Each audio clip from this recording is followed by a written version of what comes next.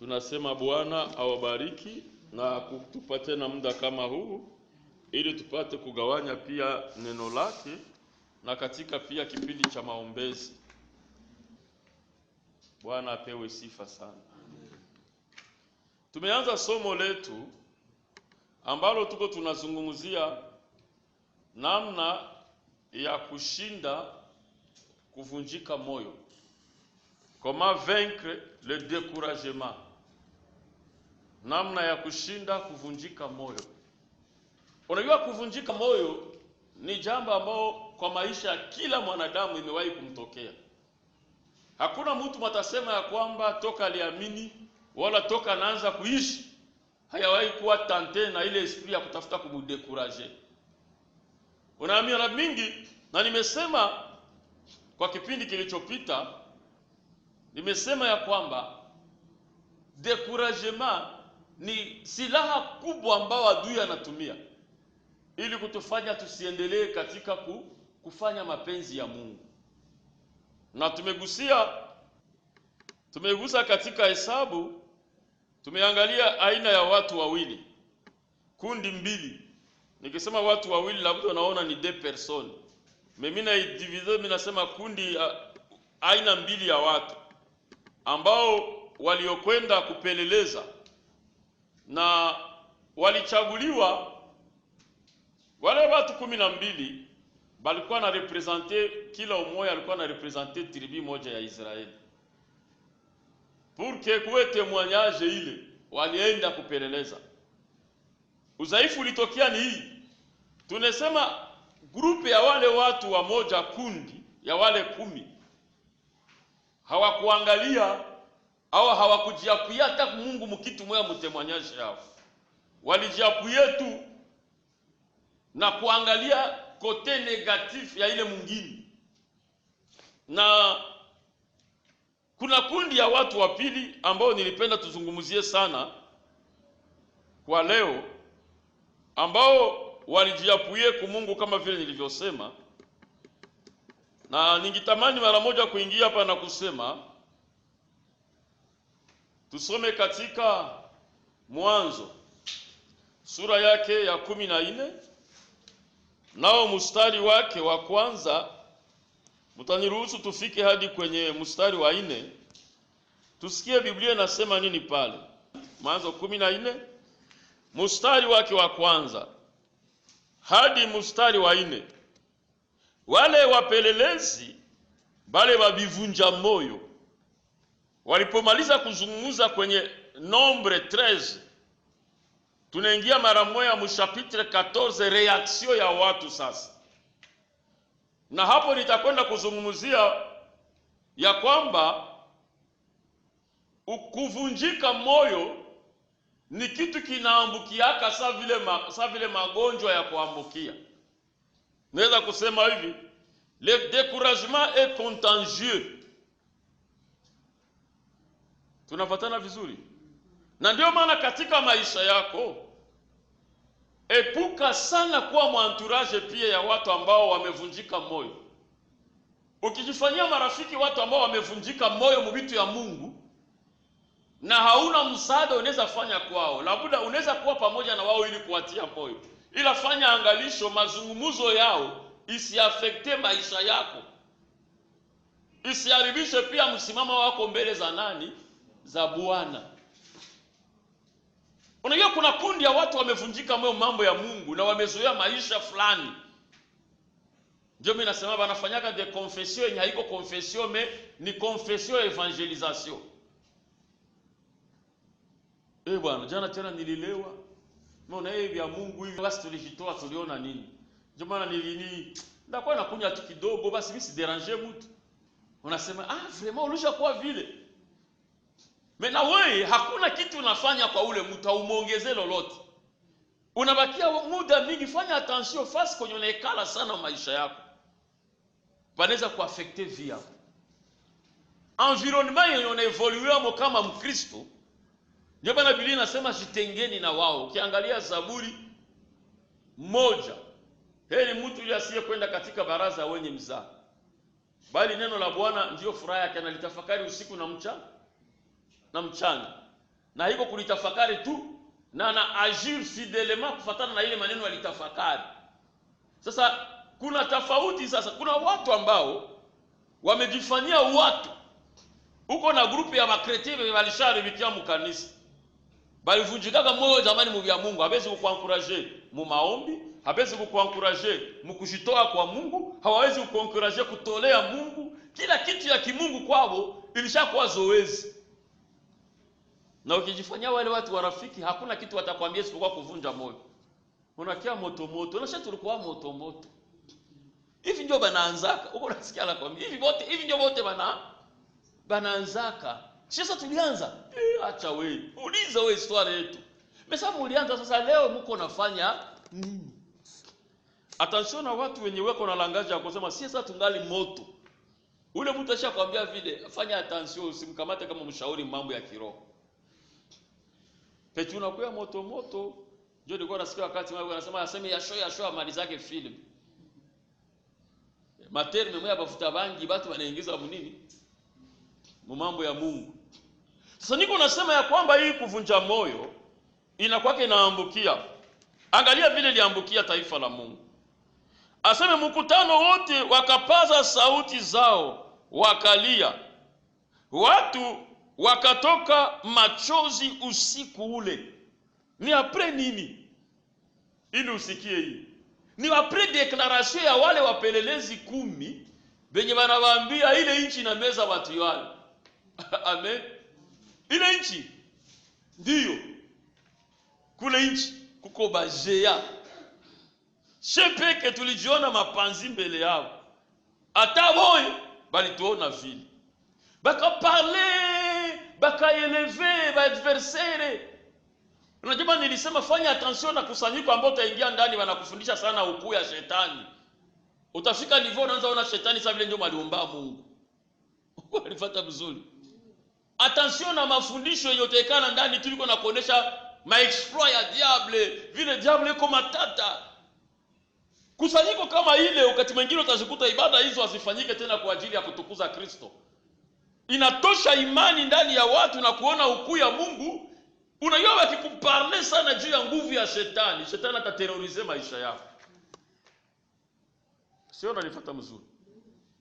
Utakuwa na boga. Usitege masikio yako n'importe quel enseignement.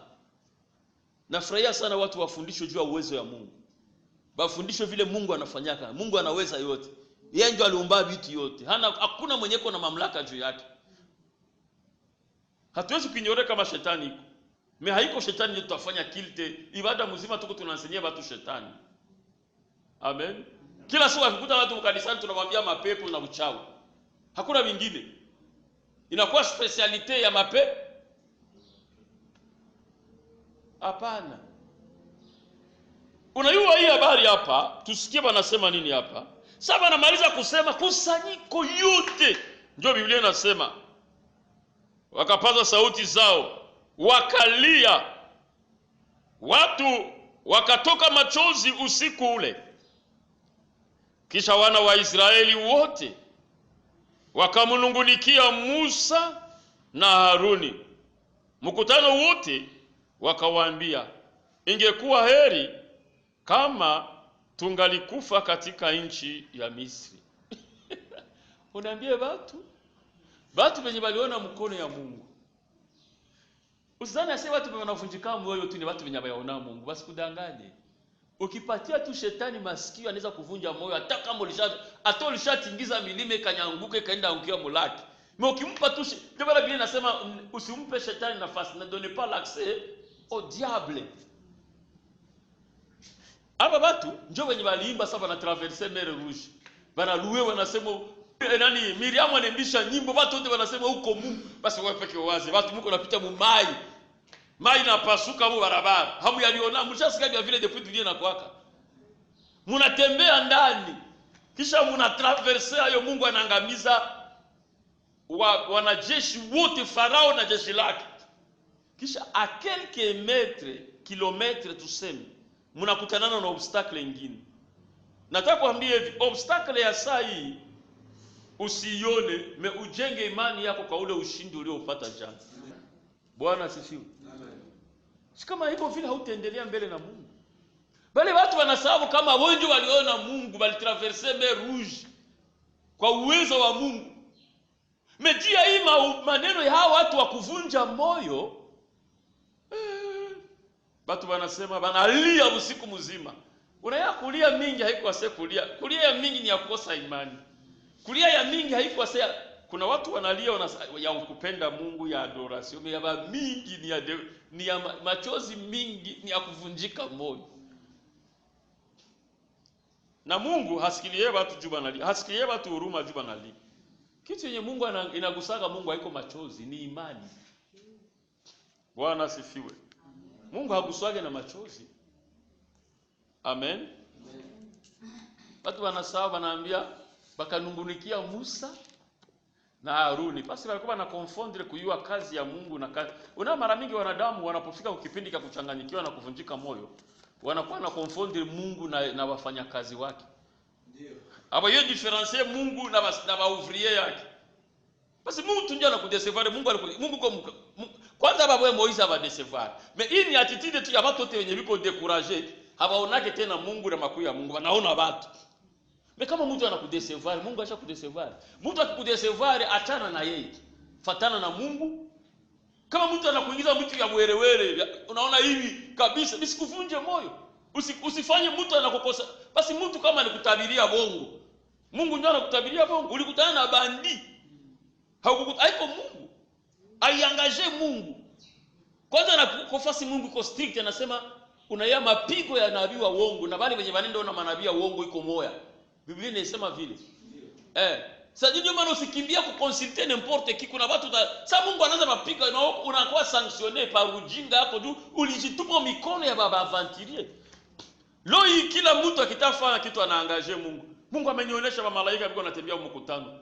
Tena bongo. Uliwaona Yesu tuexpliquer biko bae. Niko nasikia hapa malaika wanaanza tembea. Mimi nasikia hapa ile yote ni kushawishi dhamiri za watu ndani ya kusa. Akisha danganya watu wanakuwa densi, banasirikia ndio Mungu. Mungu mimi ananidecevoir, ananivunja moyo, alikuvunja moyo aye. Mungu huyu mimi najua anaweza vunja mtu moyo. Wewe sema watu walinivunja moyo, juu na moyo wako ilikuwa tegetege, ilikuwa tu vile. Wewe ungejenga imani yako sana juu ya Mungu na makuu ya Mungu. Watu wanapofanya madesordre hapo wanabatupa pembeni, unaendelea na Mungu. Amen. Amen. Mimi watu wote asema kanungukia Musa na Haruni. Aseme afadhali tungekufia wapi? Misri. Au ingekuwa heri kama tungelikufa katika jangwa hili. Sikia watu. Asema kama mlikuwa napenda mkufia mu desert na Egypt, sasa mlikia fani.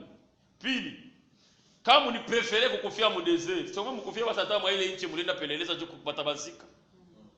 Kitu kingine wanasema hapa, unajua mtu kama anavunjika moyo, omemo maana sababu kabla vitu kwenye Mungu alishafanya. Karakteristiki ya watu ambao wamevunjika moyo, wanasahawaka kwenye Mungu amewatosha na kwenye wamefika na nani? Na Mungu. Wanaona tu ile difficulty ya ile saa. Aseme mbona Bwana anatuleta mpaka nchi hii ili tuanguke kwa upanga? Sikia bongo hapo. Tena wake zetu na watoto wetu watakuwa mateka. Je, si afadhali turudi Misri? Unasikia? Mtu mwenye anavunjika moyo, proposition ya diabla na mpaka ya mzuri kwake ni kumrudisha maisha yake ya zamani. Arudie Egypt. Kama alikuwa msharati, unaona mtu asharudilia msharati, sasa mnaambia msinisumbue. Na hivyo ni vya Mungu nilifuata hapo nini? Anarudi arudie Egypt.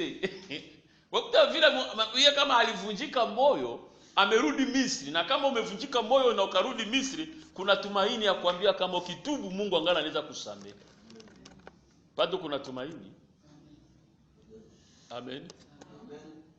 Solution ya watu mingi sana. Na njoo niliwaambia shetani na decourage kwa watu juu abarudishe Egypt. Abarudishe ile vie ya passé. Ndio nakuta mtu alikuwa kasha. Mimi nakumbuka wakati mwa kanisa mwanzo ilifanya fujo Bukavu.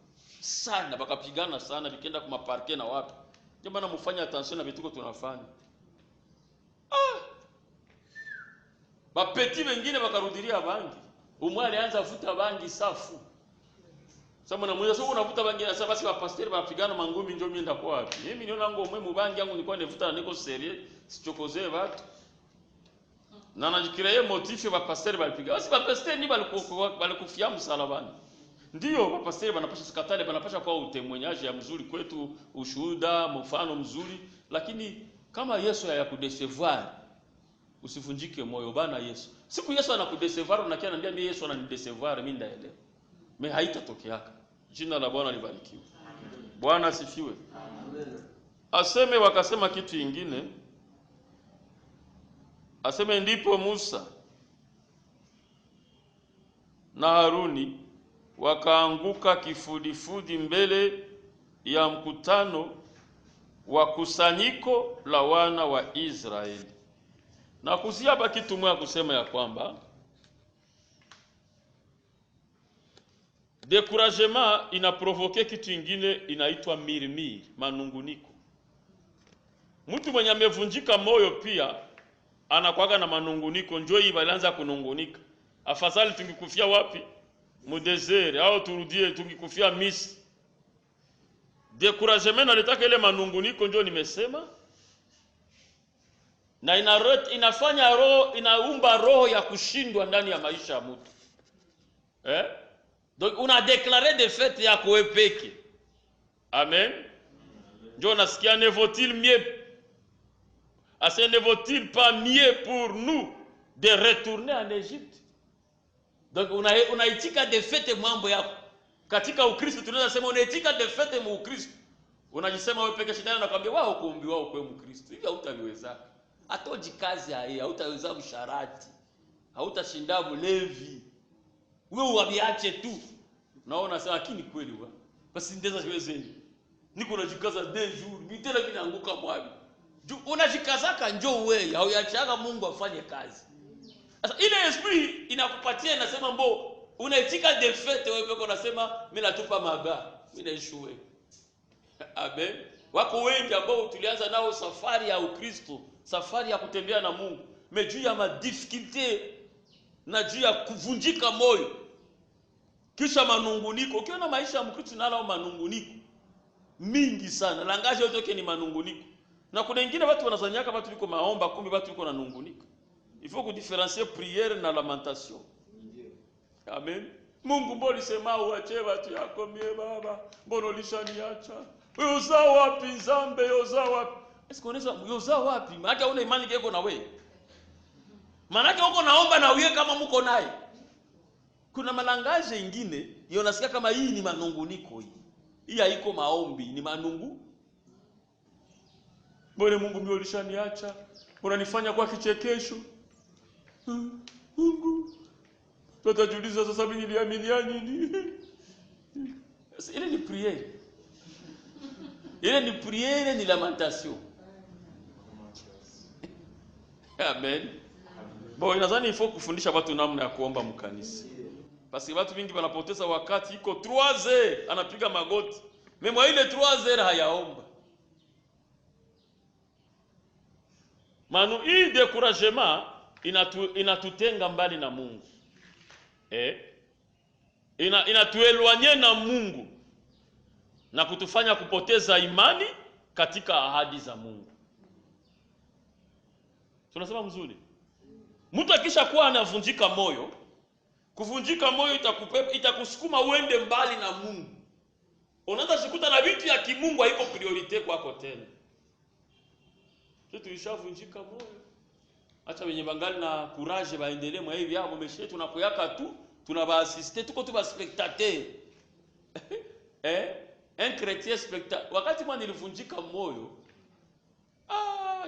nikataka na kuhubiri injili. Mimi nakumbuka nilipataka deception moya mdini moya, nikavunjika moyo mpaka nikaingia hospitali ya kwanza, nikapata problème nikapata paralysie gauche juu ya shock.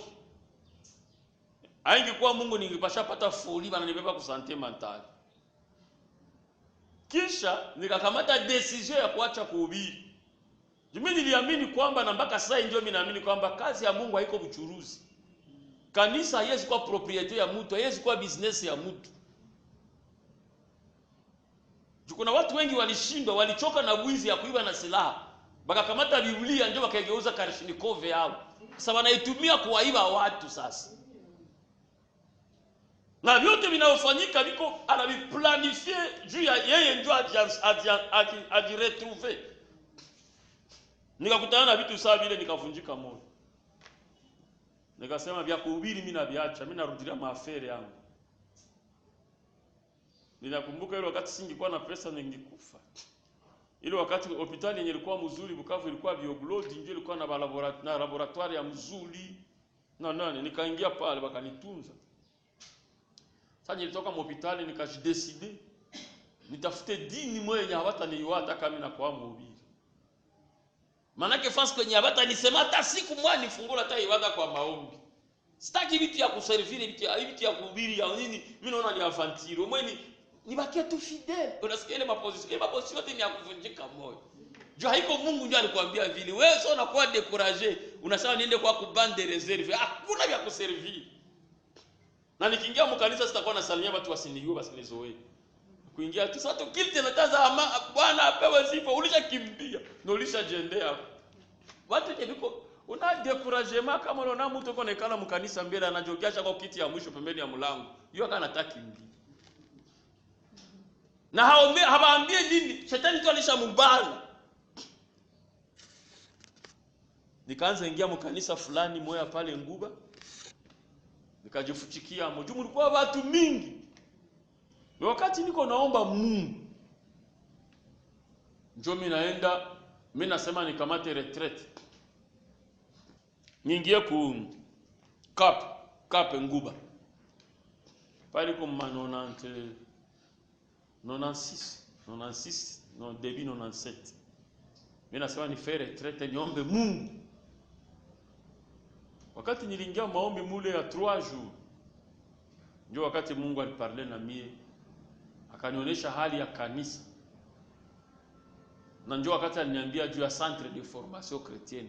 Mimi sikuanza juu ya esprit ya rebellion, juu ni diviser kanisa au juu nini. Mungu akasema na mie, akanionyesha hali 3 ya kanisa. Akanionyesha kanisa ya kwanza nilikuwa ndani, mimi naingia ndani. Yenye nilivunjikia kama moyo pale, nisha kaanza decision. Watu liko wanaingia mu kanisa, mimi biko natoka ilikuwa bureau ya pasteur, douche.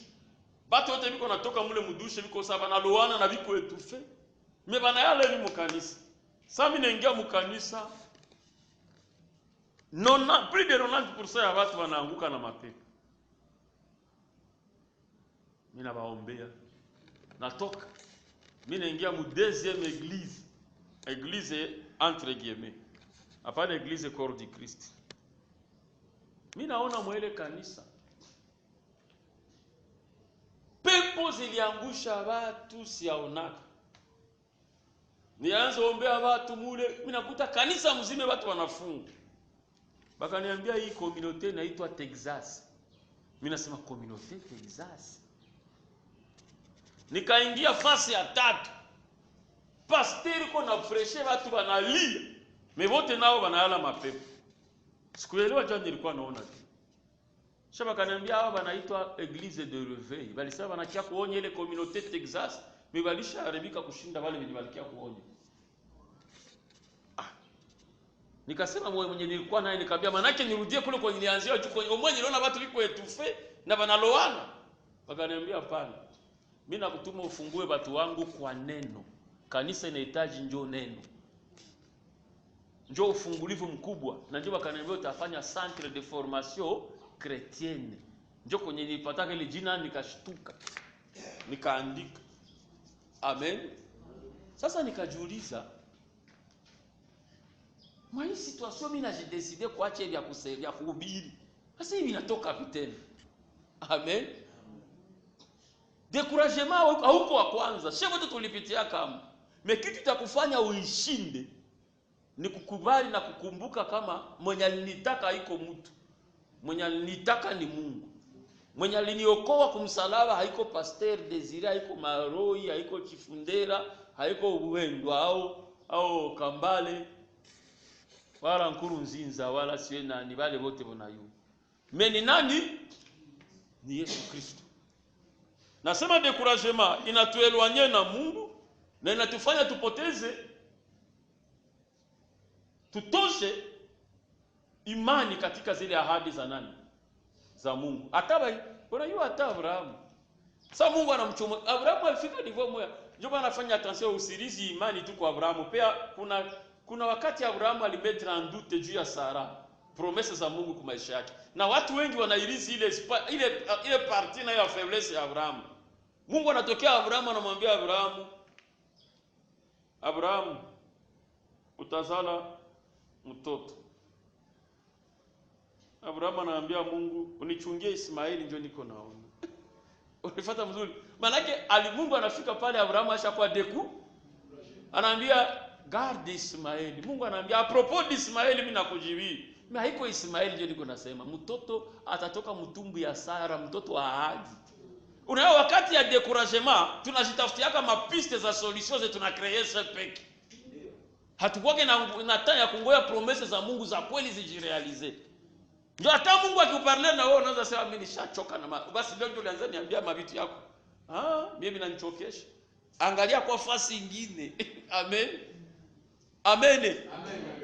Hiyo ni aspect mwingine ya découragement. Tuko pamoja? Pour vaincre le découragement, inahitajika kwanza kuangalia kwa ahadi za Mungu. Kama vile nimesema tena, afari kujiapuye kwa Mungu, kuangalia ahadi za Mungu.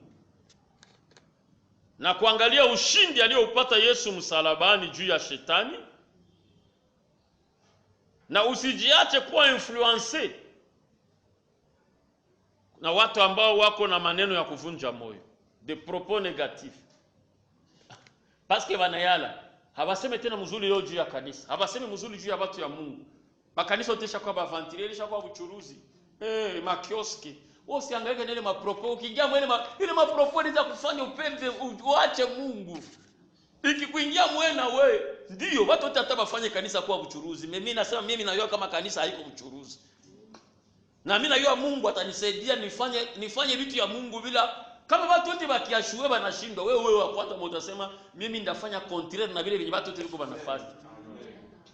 Usijilamente tu na wewe. Mesema kama wote walishaanza kuwa na ubiri juu ya uchuruzi na mimi nakatale ile roho. Mimi napima kwa kuesee na Mungu kama eske mimi naweza rehisiri bila kufanya kanisa uchuruzi. Kama watu wote walishakuwa bavantilie, mimi nasema mimi ndaishi neno la Mungu. Nione kama wale wenye wanaishi neno la Mungu banaishaka hayo. Na utaona venye Mungu atafanya kwa maisha yako. Usikubali roho ya découragement iaffecte vie yako, utashindwa kufanya mapenzi ya nani? Ya Mungu. Hiyo ni sehemu ambao tulipenda tuzungumzie leo.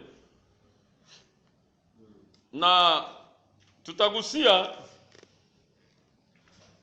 nafikiri kipindi kijacho tutapima kuzungumzia juu ya reconstruction ya temple. Mambo ambao walioyapitia kisha wakati ya kujenga upya hekalu ile iliyobomolewa. Tutapima kuangalia mambo fulani ambao Zorobabeli walioyapitia. Unajua Nehemia yeye alishinda découragement parce que kwa etape ya Nehemia iko tofauti na etape ya nani? Parce que benye balianza ba kwanza au walijenga temple mimi hawakujenga kuta. Tandis que protection ya temple ilikuwa pia kuta. Mwenye alikia jenga kuta ni Nehemia. Amen. Zorobabeli bajilimite kujenga temple ya Jerusalem. Mais hawakukumbuka kama ili Jerusalem temple ile wanajenga iwe sécurisé il fallait mamii. Amen. Mimi nasema mwenye alijenga mimi. Nehemia hakujenga temple, alijenga kuta ya Jerusalem. Mena alipata etape za nguvu hata kama siyapagusia za découragement. Amen. Mais kitu yenye mimi nafurahia pale sana aliwaambia ni hamutakuwa nina part nina souvenir mu Jerusalem. Bali walikuwa na mdekuraje. Kila vitu vyenye uko nafanyia Mungu, tafuta uwe na part na souvenir. Tena souvenir nzuri hapana mbaya. Bwana asifiwe. Hata watu wote wanaviharibisha leo useme kama patakuwa na sasa kuna mtu mwali pitaka. Huyu mtu alimarke histoire. Jina la Bwana libarikiwe sana. Na tutaangalia juu ya reconstruction ya temple, na kuna kipindi tutaangalia wewe usikue njia ya découragement kwa watu wengine. Amen.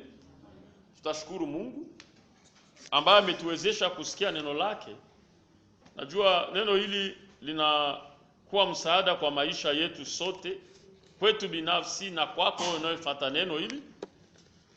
Najua unawezekana unapitia nyakati zenye uko na swali mingi mkichwa yako, na labda shetani alikuwa amepata mlango wa kukuvunja moyo na kukukatisha tamaa, na ulikuwa unaanza kuishi kama vile kawaida ya wale watu ambao walikuwa wamevunjika moyo na wamejifanyia kundi na marafiki, na wale wanaokuzunguka hakuna watu wanaokusaidia na kukutia moyo katika kutumikia Mungu. Lakini usiangalie wingi wala umate wala uchache wa watu, umeangalia neno la Mungu, ujiapuye ku Mungu, jiapuye ku Mungu, pia uangalie ahadi za Mungu, le promesses zake juu ya maisha yako, na Mungu atakusaidia. Tunaweza kuomba pamoja ili kwamba Bwana apate kutia nguvu sote. Baba, katika jina la Yesu tumeshukuru. Tunashukuru kwa kupokea neno lako ambalo halikuje kwa bure. Kila neno napolileta unalileta na kusudi. Acha Bwana neema yako ipate kuwa tele juu ya taifa lako. Acha nguvu zako Bwana zipate kusaidia watu wako ambao wanaopitia muda mgumu, muda ambao shetani ameleta kuvunjika moyo ndani ya maisha ya mpendwa huu anayenisikiliza saizi neno lako. Bwana, msaidie mpendwa, saidia dada huu ambayo amevunjika moyo, labda madecision iko nao ni madecision mubaya, ila Bwana unaweza. Saidia taifa lako. Shetani anayewavunja moyo watu wako na wajumbe wake anaowatumia, na pinga kazi zao. Uko Mungu unayewatia moyo, unayeganga mioyo iliyovunjika. Moyo huu kaugange Yesu Kristo kupitia neno lako linaloponya, maana neno lako linasaidia, linatakasa, linatia nguvu, linaonya na kufungua. Bwana, tunaamini ya kwamba neno hili alije kwa bahati mbaya. Saidia maisha ya watu wako, tusaidie kwa jina la Yesu. Amen.